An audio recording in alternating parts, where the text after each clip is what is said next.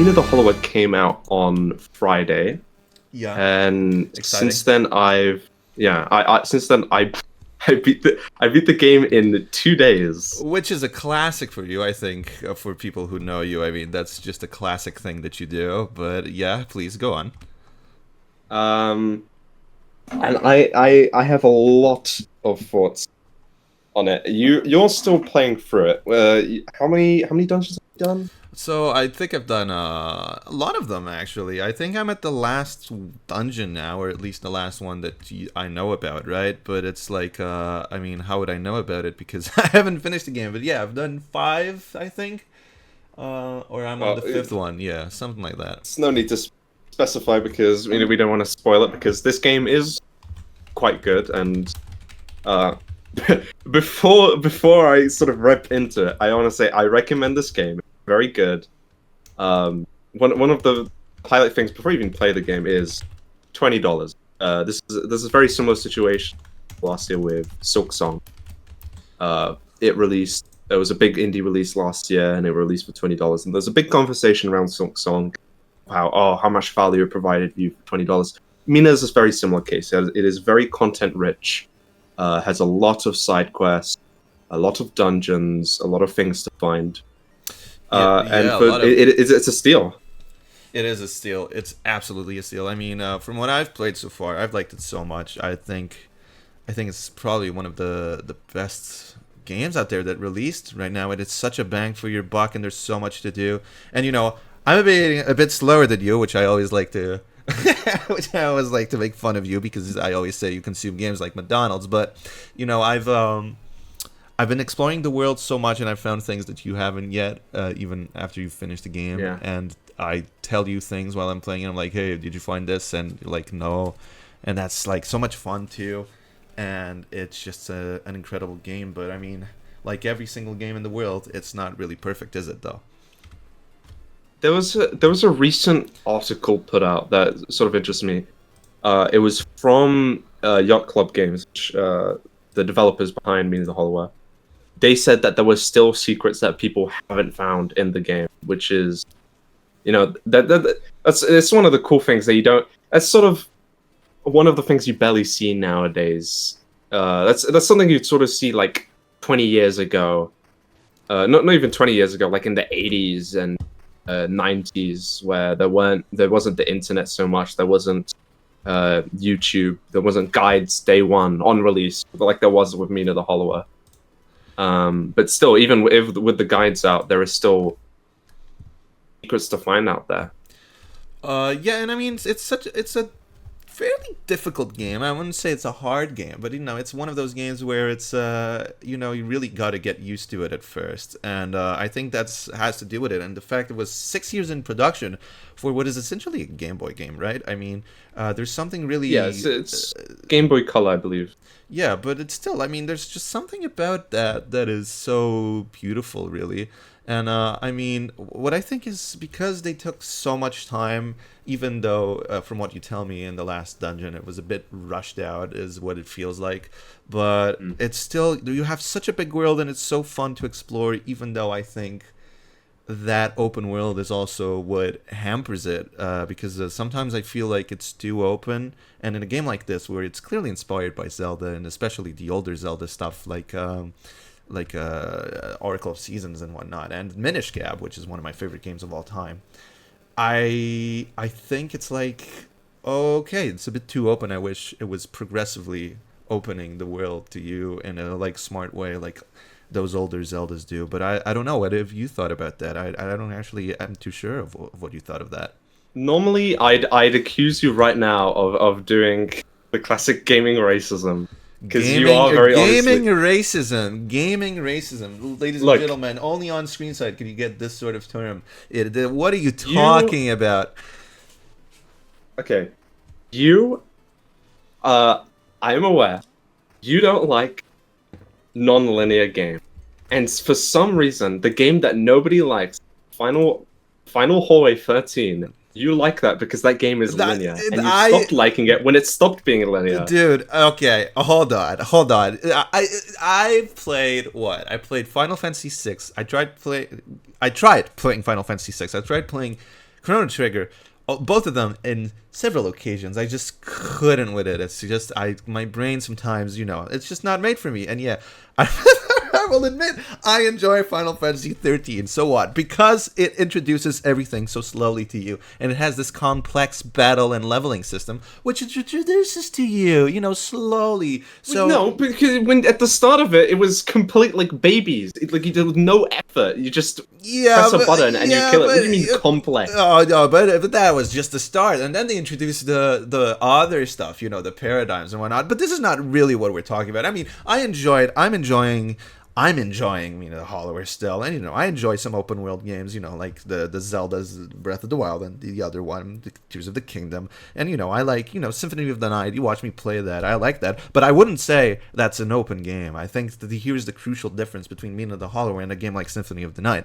where with Symphony of the Night, you open up areas based on the abilities that you have, and it's not as open. I would say it's a linear game, and I say the fact it's linear is what makes it so strong, and same for the two Metroids that I play. Would you not agree with that?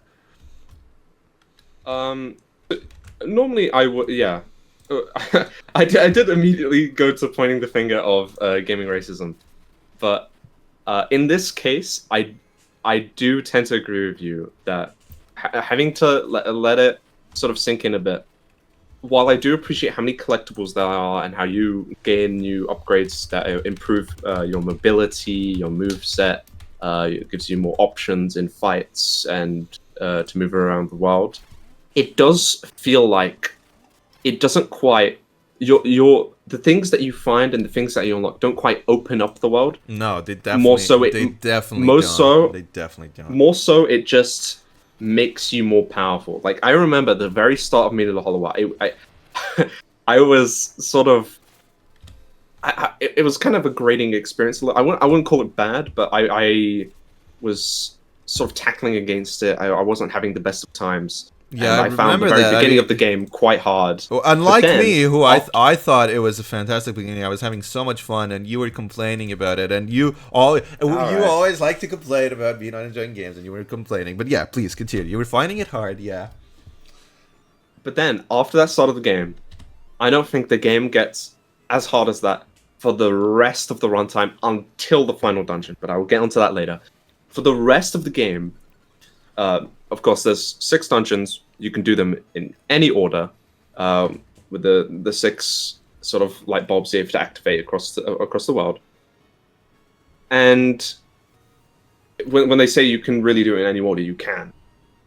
But that does come with the caveat that it is clear that there are some are sort of more beginner areas, and I won't say specifically which ones are more beginner areas, but you can very much tell you go to a particular area and you can see that some enemies are doing more damage, they have more health than, say, you go to another area. Yeah. And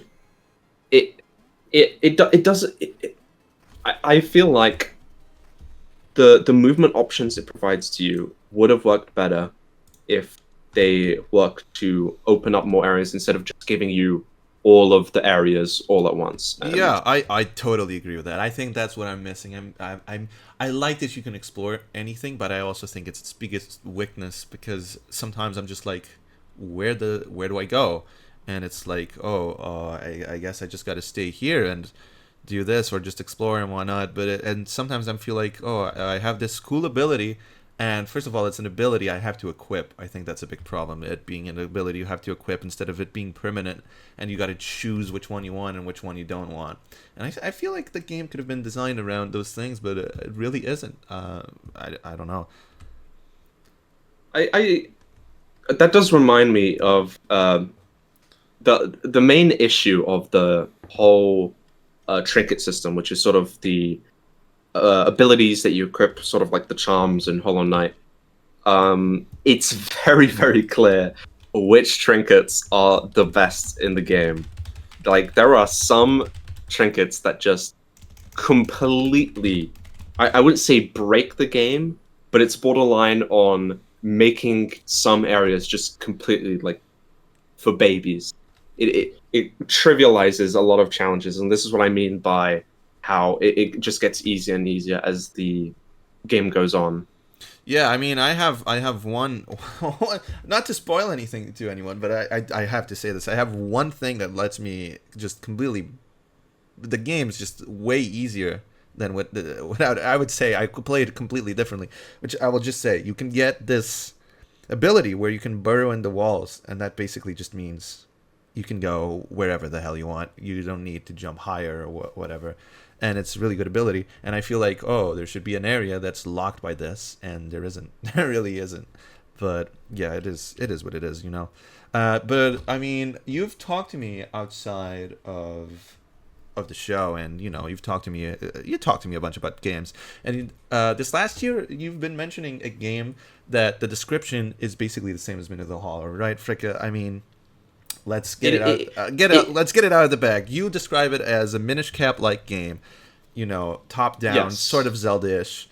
Let's talk about the elephant in the room, Pipistrello. Do you think it has done the thing that Mina the Hollower has done before it?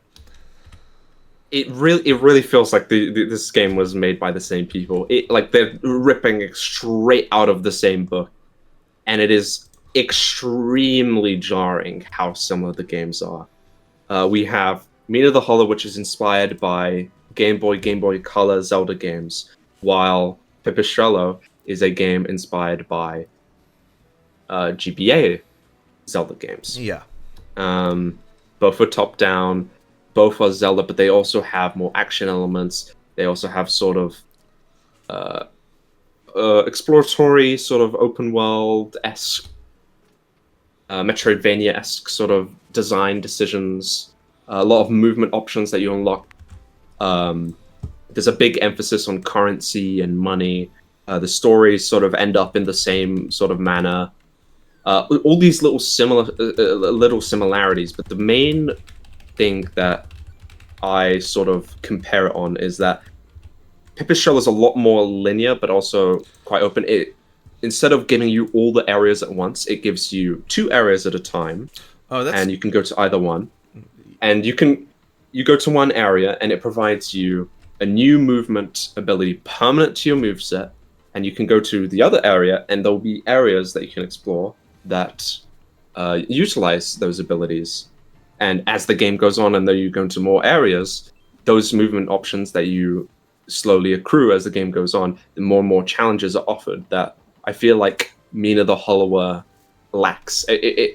I may have missed some optional content because, of course, they did say that there is some optional content that has been discovered, but it did really feel like the movement options I was obtaining in Mina the Hollower weren't quite leading to satisfying like platforming challenges, rather than just being tools that I use to essentially skip over a lot of the game.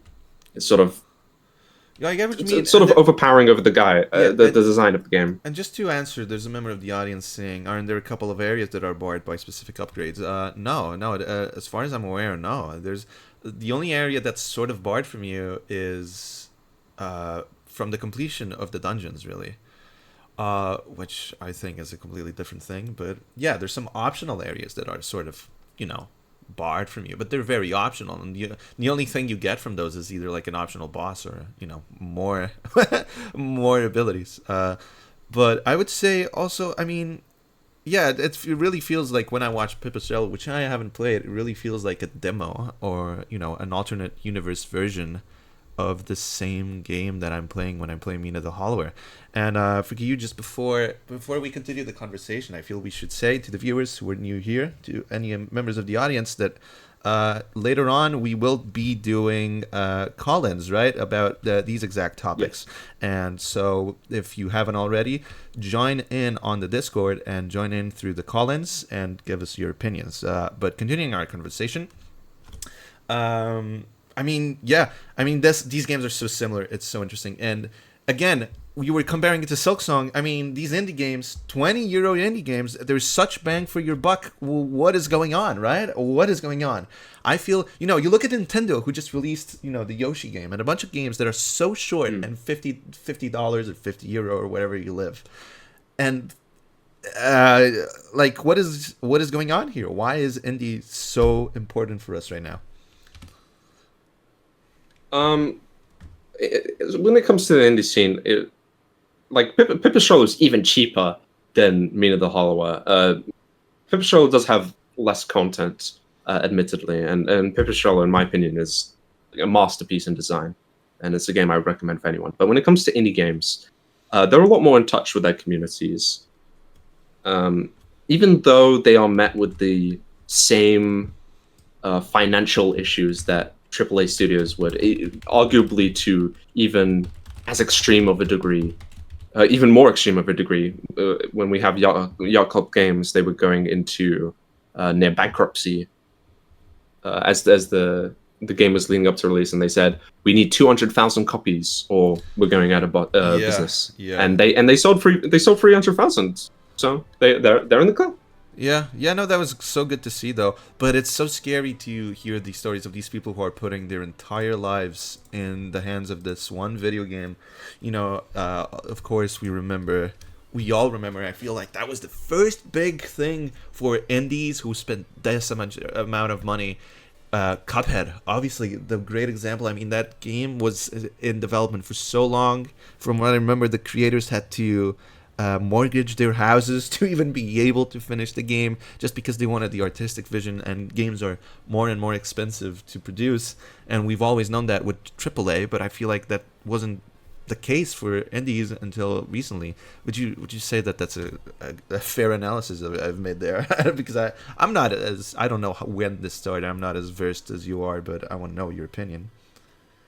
Like when 20 or 30 years ago, we'd have studios that would sort of just crank out games like 10, 20 game, and they'd be nowhere near any kind of failure. And then probably now they're not existing anymore, because when it comes to game development, it's become so much more competitive that every single project now feels like it is make or break. If a game by a AAA studio doesn't do well, they're going to get shut down by their parent studio. If an indie game doesn't do well, most likely they're going to go out of business, or they're going to have to kickstart the next game. It's a much more cruel landscape now if you're trying to make a video game, and there's a lot more pressure of making a modest success isn't acceptable nowadays as much as it was 20 years ago. No, and you look at, I mean, it's ridiculous. I mean, I've become a bit of a Mega Man fan this year. And you look at Capcom in the 2000s and the 90s, and I mean, you look at Mega Man, there are trillions of these games. These games used to have like 1, 2, 3 releases per year. They had, spin-offs of spin-offs. They had completely ridiculous ideas making it to market. It was such a ridiculous thing. There used to be so many of those games, right? And nowadays, you look at how many games each company releases, and there's nothing especially. I mean, Capcom to me is a crazy example. They used to release so many games, and obviously look at stuff like Rockstar. But obviously, there's have always been really big games. And you look at Capcom. You look at Ace Attorney. This is a visual novel. What is taking so long? you look at Mega Man. These are short games. These games have 9 levels plus 3. So I guess not 9, but they're not particularly big. Like, these are very contained games. So what is taking them so damn long, right? That's sort of the question that they did announce a new Mega Man game, but it didn't even feel like this much longer of a gap. But when you look at it, it's become very clear that somehow Mega Man has become a dormant franchise again. We had a dormancy period after Mega Man 10, and then Mega Man 11 happened, and then there was another dormancy period, and now we have Mega Man 12. And between these releases, something that's very especially been common with Capcom is remasters and collections and remakes. Yeah. Bunch of them. And DLC. And DLC. I think you're forgetting how big DLC is. I mean, Capcom was one of the first big companies, I feel, to really hammer in, they basically, from what I know, they were the big company that did fighter passes with Street Fighter 4, I believe. It was that back, wasn't it not? I'm not too sure. Right, but either way, yeah, you were saying they make all these remakes and whatnot.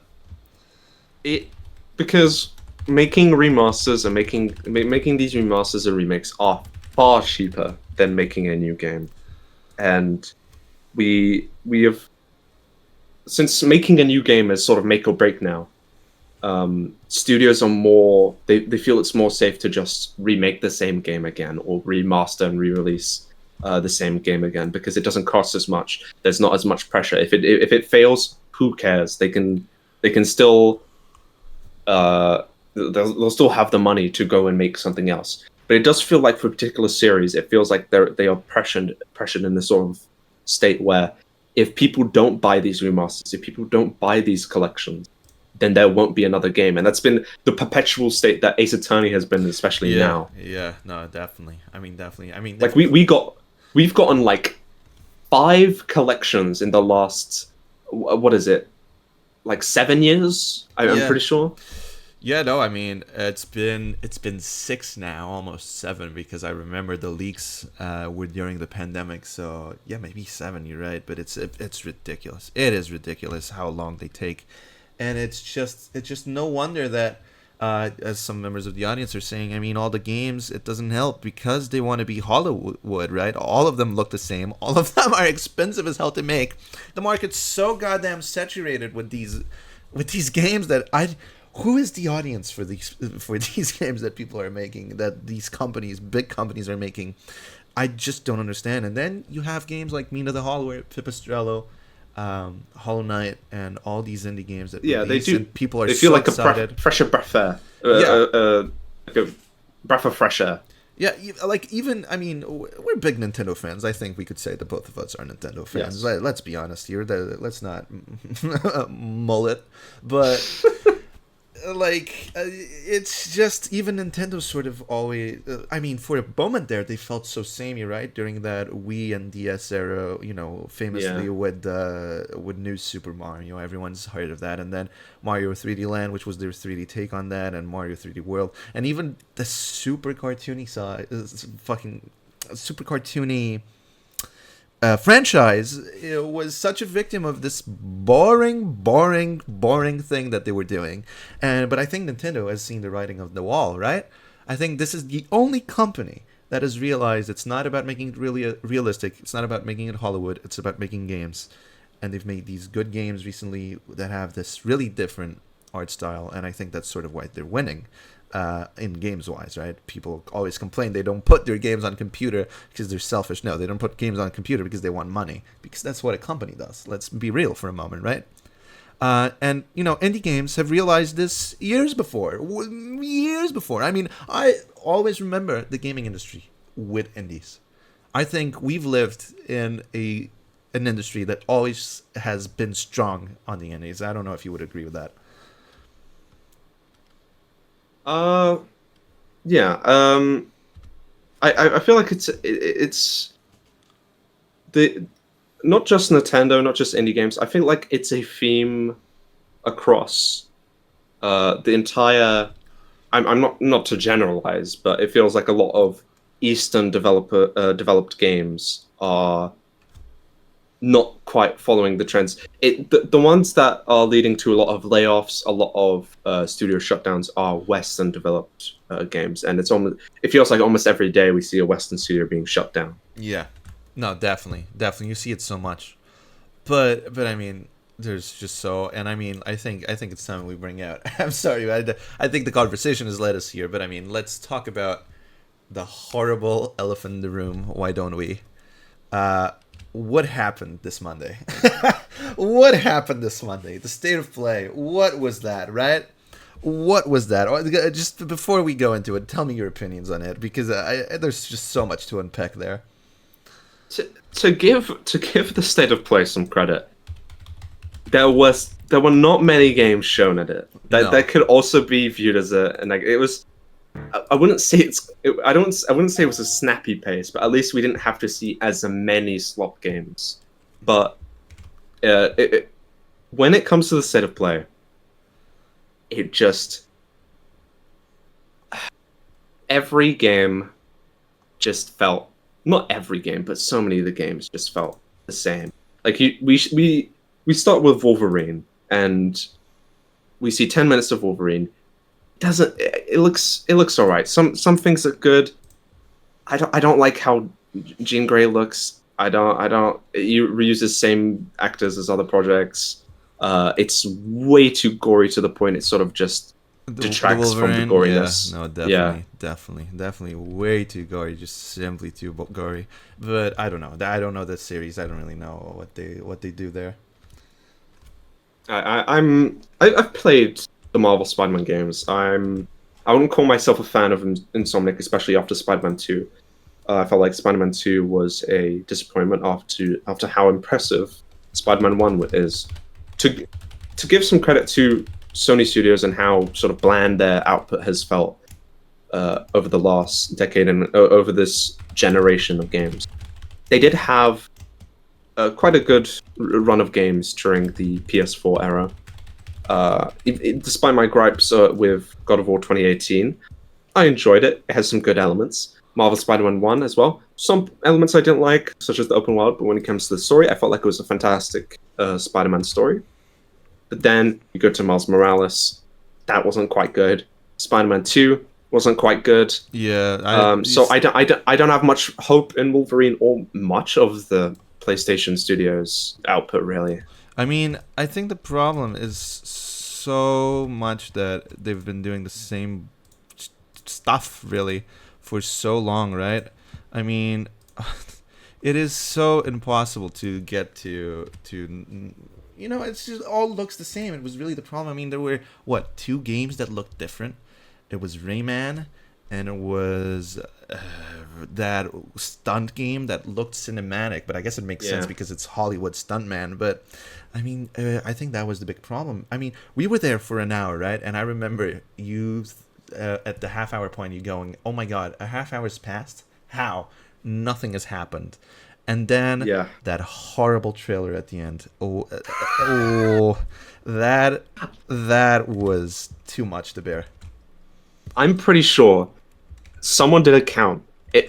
Before they introduced the game, they were like, "We're gonna show 20 minutes of unfiltered raw gameplay. Begins 3 minutes of black screens, just nothing, and then the rest of it is like most of it cutscenes, and what like 2 minutes of gameplay there is, most of it is walking forward. It is possibly the funniest example of the state Sony Studios is in right now, of how there are 20 minutes, they say 20 minutes of gameplay, most of it is not gameplay. And it is a game about a character nobody cares Nobody about. cares about. I mean, what were they thinking? The main character's dead wife? What are we doing here? Let's be frank for a minute. I mean, I've put the gameplay on the side here if you want to look at it. I mean, look at that. The gameplay's quite good, but the issue has always been with PlayStation Studios. There's a disproportionate amount of gameplay as there is to cinematics, especially with the God of War series, and it seems that trend hasn't died with this new one. It's clear they've put so much money in this this God of War Lorfi game. I don't know why it's called Lorfi. Who is Laufey? We've got Who is Laufey? I d- Who is this? Her name is Faye. So I don't know why they've called it Lorfi. Is she But Chinese? they also- Is her name Lao don't know. Fei? What is it like? Who is this? Who is this Laufey person they are talking about? Anyway, yeah, please keep going. Then you also have. I said this. I said two things while we were watching this trailer. One of them was, because they show a cube, and it's like, why is there just a cube that's talking? And I'm like, if this cube is the main side character of the game, this might be the first video game where nothing happened. And I was, and then they released all the promotional material, and there it is. Let me just the cube on the front cover. Let me just interrupt you because on the screen right now, if you look, I mean, we had what, 1 minute of gameplay during a battle, and now, I got interrupted, but it was immediately a cinematic there, and it's just, what are we doing here, right? Like, and yeah, the cube is horrible. Why are we doing this? I mean, there's a friend of mine who's always saying, why do we keep doing quirky characters Why are we doing quirky characters in what is supposed to be a serious, video game? Why are we doing that? Pick one. You can't have both. You can't have both. You can't have like stupid, silly, like Michael Bay style dialogue on what is supposed to be a serious, game. It's horrible. It's horrible. I mean, it looks like a blockbuster from the 2000s. It is the most uninspired thing I've ever done. By the way, and Fortnite did it first. I think that's really what upsets me is that Fortnite did the cube first, right? I think that's ridiculous. That's a very interesting comparison, but there is a picture out there. I don't know if you can find it, but the cube, which is I think the gelatinous cube, there's a sentient gelatinous cube, is voiced by Jack Quaid, who stars in The Boys, and I'm sure other things. I just know him from being from The Boys. He plays the cube, and he did motion capture. There is a for the cube. There is a photo of him doing motion capture for the cube, and I'm sort of to ask, at what point are we just wasting money and effort? Why do we need to motion capture a cube? Hold on. Let me pull up. I believe. Oh my god! I have the picture here. I hadn't seen this yet. Hold on. Let me put this on the stream so our viewers can see. I mean, what is the necessity of this? Because this doesn't look very good. Honestly, this looks kind of bad, I would say. We're gonna see my browser, but I believe. It's not there.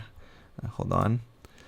This is sort of made me sort of question at this point. There it is. There it is. I understand how expensive games are, but I'm starting to question at this point how much of that expenses is just spent on just nonsense. How much are we just putting money down the drain in the pursuit of making more realistic and more cinematic games? And now you have to wonder. Hold on, I have to wonder because this is Sony we're talking about. Sony's big thing is cameras and making movies. So I have to wonder, are they doing this to sell to the investors and to sell to people who want to do movies that they have all this equipment that can do this even in video games? At this point, you have to wonder, right? Like, is this even real what we're looking at? I mean, I'm looking at this goddamn picture. This looks ridiculous. He has. It looks like that Minecraft mod where you you do industrial mining. The quarry item from that mod. That's what it looks like he's wearing. This is a ridiculous picture. This is the most stupidest thing I've ever seen in my life. I can't believe this. This is ridiculous. The other thing that I said about this game while I was watching the trailer is it became clear at a certain point in the trailer that there is a lot of course, the original God of War series is based on Greek mythology. The next two God of War games are based on Norse mythology. So people are theorizing, we're going to see Egyptian mythology in the next God of War game. In this game, we can see elements of Egyptian mythology and Buddhist mythology. And I wonder to what extent we're just sort of throwing things in here just to sort of grab people's attention. It's like, did they not want to make a game on Egyptian mythology? Did they not want to make a game on Buddhist mythology? So they're just throwing it into this spin-off? Yeah, it's really which they're claiming is a mainline game, which I don't frankly believe. Yeah, it's really bizarre, and especially, I mean, you know my opinion on this. You know my opinion on this because I think this is going to be. I generally think this is going to be the most racist video game of all time. Like, just not like overtly, right? There's not gonna they're not going to be shouting slurs off the top of the roof. But come on, you have the Greek guy and the Norse guy mythologies are the good guys, and then the Asian and the African are the evil people. Oh man, what are we doing? Come on, I mean, and Sony's like they're not. This is not the company that does this. This is just not the company. Welcome back, Resident Evil 5. I don't know what that means, but I'm sure it means something. I mean, it's just a ridiculous thing. And I'm looking at this game, and I mean, it looks ugly. It looks really bad. Everything looks so uninspired, and like I've seen it before. And I mean, when God of War 2018 released, it was sort of a new novel thing, wasn't it? I mean, I remember being excited about it, but I was 14 too, so maybe I was excited in bad judgment. But it was a new thing, and now they're just doing the same goddamn thing. That was over 8 years and over. ago. Yeah, that was 8 years ago. Yeah, I was like 16 or whatever. I mean, I was in high school. I remember it. It was my first year of high school. It was a ridiculous thing. It's a ridiculous thing to do. Like how this company's done nothing. And I have a couple of friends who are excited about this video game, and I just don't understand why. I don't understand what they see in this. But to be fair, the same people that played this were, at least that I knew, the same people who played like the second God of War, that travesty that sort of flew under the radar, I felt, and now they're making a third one. Anyway, the people I know are the people who like Life is Strange and Assassin's Creed Valhalla and all that sloppy slop. But it's just a ridiculous thing. I mean, I think this was the worst, just the worst gaming presentation I've ever seen in my life. There was nothing exciting about it. I really think it was bad. I don't know. I don't know what else to say. Before we move on God of War, I just would like to say I followed the launch of God of War Ragnarok. I played God of War Ragnarok on launch. I wasn't super hyped about it, but I played it on launch. I liked the story of God of War 2018, but I had my issues with it. Ragnarok had a much larger budget, but in the God of War 2018, I won't spoil it, but people will know what I'm talking about. At the very end of the game, there is a big cliffhanger at the end of that game, and the expectation is in Ragnarok they're going to follow up on that and they're going to explain it.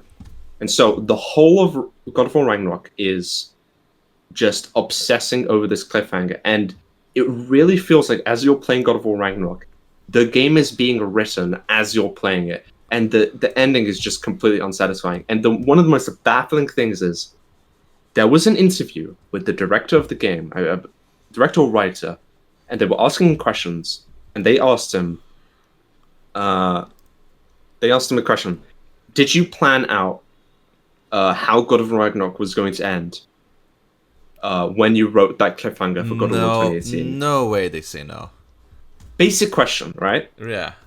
And do you know what the answer was? They said, most writers don't plan out their stories. Like if you look at George R. R. Martin, he doesn't plan out his stories. What? Are you? This is unbelievable. And this has very, very bad implications for this spin-off game, because if they did not plan out the jump from God of War 2018 to its direct sequel, how are we to assume that this spin-off was in any way planned when they were developing the first two games? Because if they didn't plan out Ragnarok, I firmly believe that they just sort of made Lorfi after the fact, says, "Oh, this would be fun," and I without that proper planning and foreshadowing, it just feels like it's out of nowhere. Why are we making a dead wife? There wasn't any sort of foreshadowing for this. There is no setup in the plots of God of War 2018 or Ragnarok that would sort of build intrigue for this, other than, oh, she's a frost giant and she's mysterious. Okay, but she's dead. That's our role in the game. Her role is to be dead. Yeah. No, I mean, it's appalling how a story game cannot have its story planned. This is vibe writing. I mean, this is how Lost was written, and if you know about Lost, you know the ending. People were not happy with that ending. God bless J.J. Abrams, right? But I mean, I'm looking at the audience. There's someone making an interesting question, which is this game Yakuza Kiwami 2, but with purple instead of green? Had you noticed this before? Because now that it's been pointed out to me, I see it. There's a bit of a purple hue to it that I can't. There's a bit of a purple hue at some points, which is really bizarre. But I don't know. It's just a weird game. Frick, I would say it's about time we hear the people's opinions, right? Ladies and gentlemen, once again, if you haven't before, you should join the Discord so that you may join us on our calls. Fricka U, would you please bring in the first caller? This is going to be interesting to pronounce. welcome to the call, Quentin P. Bigelow.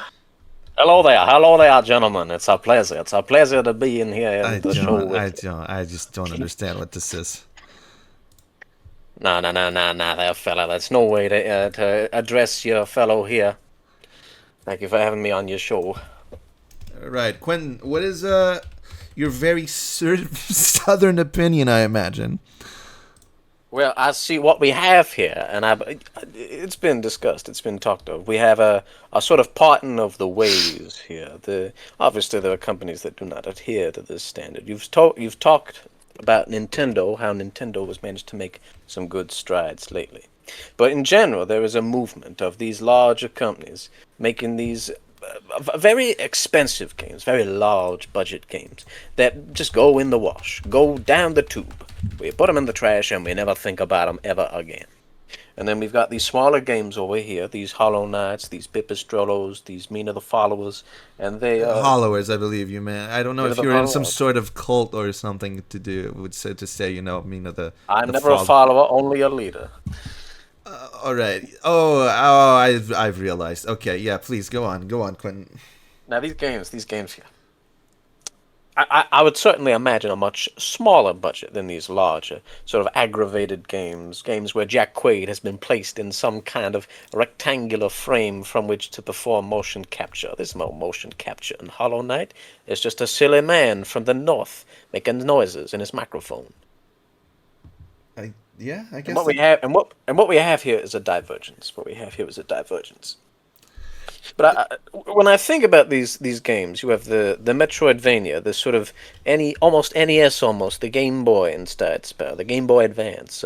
Yacht Club's previous game, the renowned Shovel Knight, was a very NES coded game.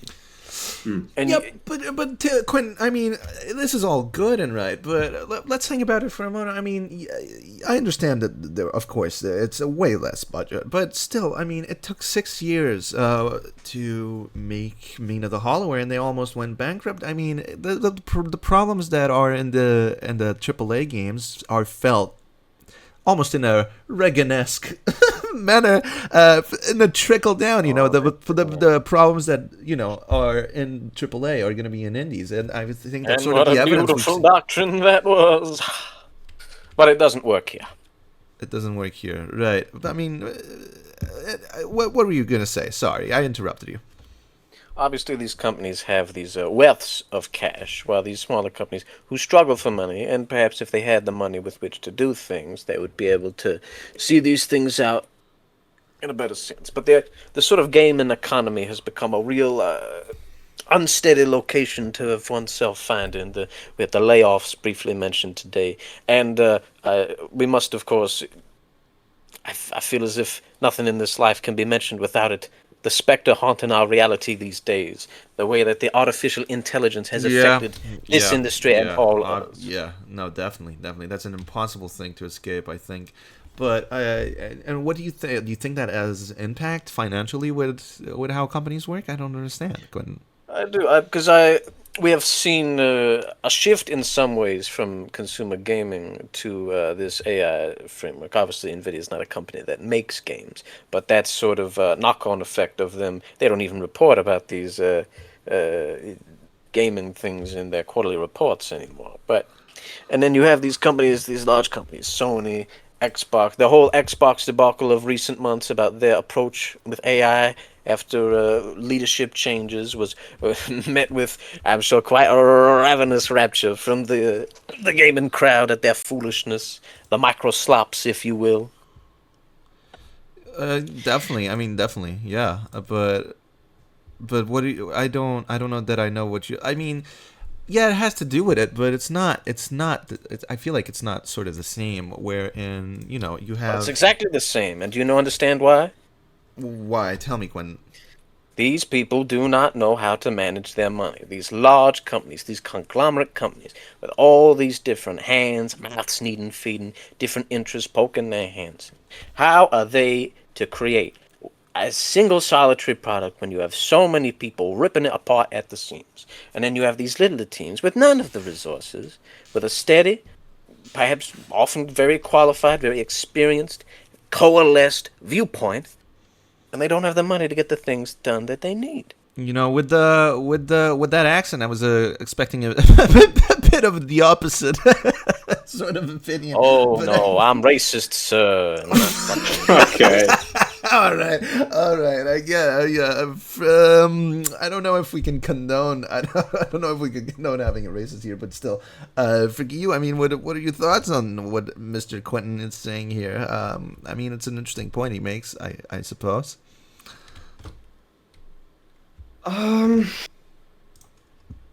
Yeah.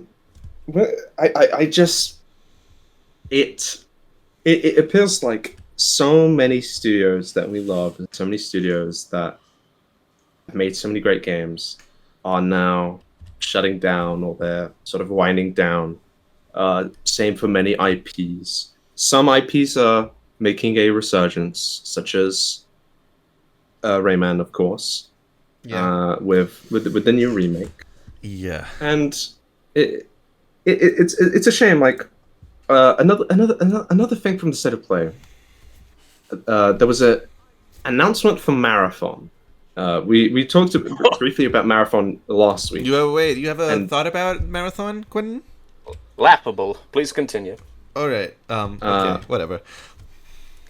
Marathon was meant to be Bungie's next big new project, and at the state of play, they announced they're going to do season 2 of Marathon, and there is going to be a free week for people to very easily get into the game. And this is meant to be sort of a Bungie's Hail Mary to put Marathon back on track, to get the players that they're not getting. In fact, I can look at the players right now on SteamDB for Marathon, because I believe it is still going on this free week, and it is at 30,000 players. 30,000. Which, compared to their previous 10,000, a bit better, but it's not quite gangbusters that they were hoping for. Especially when that free week began, I believe immediately after it began, the servers just stopped working. Like they couldn't handle it. What do you mean they couldn't handle it? Like, was it too many people? What that?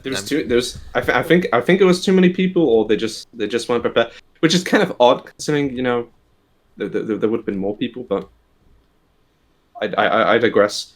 It does feel like there was a rumor that Bungie has until the end of the year to make a success of Marathon, or else they're going to get the boot, which is kind of shocking considering like Bungie was bought for I believe like $1 billion by Sony just no more than a year or two ago, and it feels like we spend so much money to acquire studios just to crunch them down, to lay off their employees, and just eventually to shut them down entirely. Especially with Xbox as well. Xbox is not guilty of it's not innocent of this either. The only one of the big three that I would say is innocent is Nintendo. Yeah, which is interesting because usually they're the brunt of the joke, right? But whatever. I mean, but it's just we talked last week in episode 0, the lost episode of Screenside, the example of those Steam shooters. I mean, we're repeating ourselves here, but it really is such a problem that we have nowadays, that these Steam shooters that just don't make it. And I guess Marathon is just another example of a shooter that's going to be, as they would say in my language, fart in the wind. And it is what it is. I mean, what else can you do? Quentin, what else can you do? I don't know. I do not know, my good fellow. All right. It is a travesty. All right, Quentin, thank you. Even if you're racist, thank you for coming on the show. Happy Pride Month, gentlemen.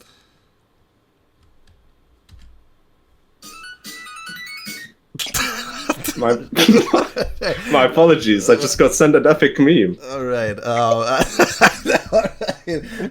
don't know if I understand what's going on anymore, but that really got me confused. I mean, I wouldn't think that Quentin would say Happy Pride Month, but I guess that's sort of the person he is. Remember, ladies and gentlemen, you may join the call-ins by joining the voice chat on our Discord, and you may join the Discord by clicking the link that is in the chat right now.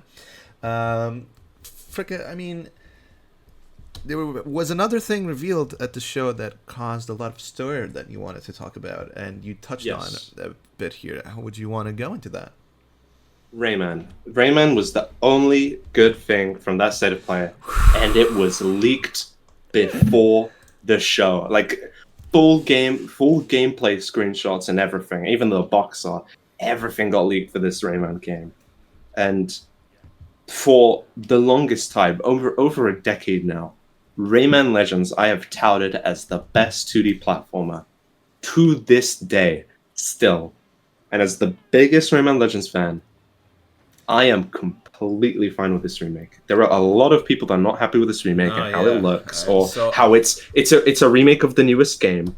But you can look at the trailer right now. Yeah. It looks pretty good. It isn't quite the 2D art style, and I understand that some people are used to the 2D art style of Origins and Legends. Of course, Origins is still getting a remaster with the original art style, but Legends, with the free art style, it actually looks quite good. It is... Honestly, I've been unimpressed with this generation of games and how they've been visually, but ironically, this Rayman Legends remake has sort of been one of the few games that has sort of convinced me that we are in a next gen, because Legends it's technically a PS3 game, but it's also it was mainly like a PS4 kind of joint and a Nintendo Switch kind of joint, but there is a huge graphical leap from the original Legends to this that, well, yes, it is weird to remake the most recent entry in the franchise. I wouldn't say that this is a negative. I wouldn't say that this is a complete waste of time. The game looks quite great. It's still Rayman Legends. It's going to have some improvements, which is great. New gameplay, new content, things to be happy about. And the reason why a lot of people are angry, and I can understand why, is that, and this loopes back to the previous discussion, that it feels like a proper new Rayman game is being held hostage behind this remake. Well, before you go into that, let me interrupt for a moment, because I'm actually of a different opinion. But this is I think a very big controversial opinion from my part. I think I'll have to agree. This game looks ugly. But here's my problem. I already thought Legends, the first one, looked pretty ugly. I'm not gonna lie, but I think this one. What? Yeah, the reason I've never bought that game is because every time I look at it, I feel like I'm looking at like a browser game on Newgrounds or something, which would be fine if it was a browser game on Newgrounds, but it isn't. But this one, I think it's so much worse. I'm looking at this right now. It looks like Danganronpa in the sense that you have these... Well, okay, no. We've lost the plot. You have these 2D characters running around these 2D and 3D environments that looks absolutely weird. And there's parts... like, look at that. It looks so bizarre, the 2D on 3D. No. It looks really bizarre. It looks really jarring to me. Nothing is 2D. The gameplay is 2D, but it goes 2.5D and then 3D proper sometimes. Look, see, you only see one side of those models. It's basically 2D. It's like having a 2D sprite there. There are different perspectives. On the 2D platformer parts, I'm sorry, but that's just 2D. I cannot see parts. Okay, like but the camera goes around them for some reason. It's really weird. Would you consider Super Mario Wonder an ugly game? That was another 3D game with a 2D point of view. No, but that's completely different, because for example, when they turn don't agree. And when the camera turns, it doesn't follow the side of the characters. If you look at this one, it's clearly a 3D model trying to emulate a 2D sprite, and even the camera, there's a part where the camera's turning and it's following this one side of this 3D model, which makes it look 2D, which makes it look jarring and a bit weird. I'm sorry. I don't like how this game looks. I really don't like how this game looks. I just didn't like how it looked in the first place. So it's just a bit bizarre. It's just a bit bizarre. But you're the Rayman fan, and I watched you play which Rayman were you playing? Rayman 2. Rayman 2. And that game looks great. I I like how that game looks a lot. It's just really that art style they went for, where it looks. You know what it looks like? It looks like Wakfu. Not that anyone knows what Wakfu is, but it looks like Wakfu, the original game, which is a really insane pull. Nobody knows what this is, but I think it's because both people who did it speak French or something. I am a bit of a tourist, considering that Please I don't use only that term. played. No. Let's rethink it. Rethink it. Not tourist. No, that's not allowed here. That's. I've only played Origins and Legends, and I've only recently played Rayman 2, and I'm currently playing through Rayman 1. So I wouldn't say I'm the biggest fan of Rayman series as a whole, just specifically the Origins and Legends game. It's why I've been a big fan of specifically Ubisoft Montpellier, which are the developers of the Rayman Origins and Legends game. They went and made Valiant Hearts, and they made Prince of Persia: The Lost Crown, which I also supported, and was a great game, but didn't do well, obviously, because it was a Metroidvania entry in a series that was never a Metroidvania, and it's a series that has been dormant for over a decade. So of course it didn't do well, but that's unfortunate. But I think while Ubisoft gets a lot of slack, Ubisoft Montpellier is probably the most talented developers at that studio, and they are the ones behind this remake. So I have a lot of trust and a lot of faith in them. Although they are making good Beyond Good and Evil 2, which has been in development for 20 years. What? And I did not know that. I was not. It is the aware of longest that. development for a game ever. Oh, Like really? it got revealed. That's a bit. It got ridiculous. revealed during the PS3 era, and it's just been in development hell ever since then. That is a bit bizarre. I did not know that. That is ridiculous. I mean, but Ubisoft, it's Ubisoft. They do silly things. They like doing silly things. But yeah, I guess the Rayman guys have always been, the really good guys at Ubisoft. And I mean, the first Assassin's Creeds were good, but it's really not what we're talking about. But I mean, even if you like the remake, what do you feel this is? Is this a reboot to the series? Is this Star Fox on the Nintendo Switch, but for Ubisoft? I'm not considering that they were also remastering Rayman Origins at the same time and having it as like a free bonus with the Legends game. It doesn't feel quite like a reboot to the series like Star Fox this year. It just feels more like, as many people have said, a project that is more on the cheaper end and more safer, so then they can get the funding for an actual proper new game. And obviously that's a big issue with the industry. And so it'll break my heart if this Rayman Legends remake doesn't do well and we never see another Rayman again, or if the Beyond Good and Evil 2 game doesn't do well and Ubisoft Montpellier shuts down. It feels like every studio that you love and care about on the brink of being threatened to shut down or lose what makes such a core part of them. Yeah, no, yeah, I get what you mean, and yeah, I hope they can make a new Rayman. I mean, this has been what? How do I put this? This has been Ubisoft's Waluigi Smash. I guess is a good way to put it. I really do not understand what you mean by that. It has been, it's been how we, me. I'm a big Ace Attorney fan. I've been waiting for that new game for years, and this is what Rayman fans have been starving for years. It's like Crash Bandicoot fans. In 30 seconds or less, do you have anything else to say? Well, I'm not gonna put a gun to our audience and say, you need to buy this Legends remake. You need to buy it now so we can get a new remake. Obviously, it isn't quite good to hold people hostage for a new game. I don't think that's right, but it looks very good, and I'm going to be buying it. I'm more hyped for it than GTA 6. Yeah, you would be. That does make sense to me. But all right, ladies and gentlemen, I think this is the time for our ad break. Join me after the ad break to talk about the new horror movies that are, the two big horror movies that released this last month, and I will see you then.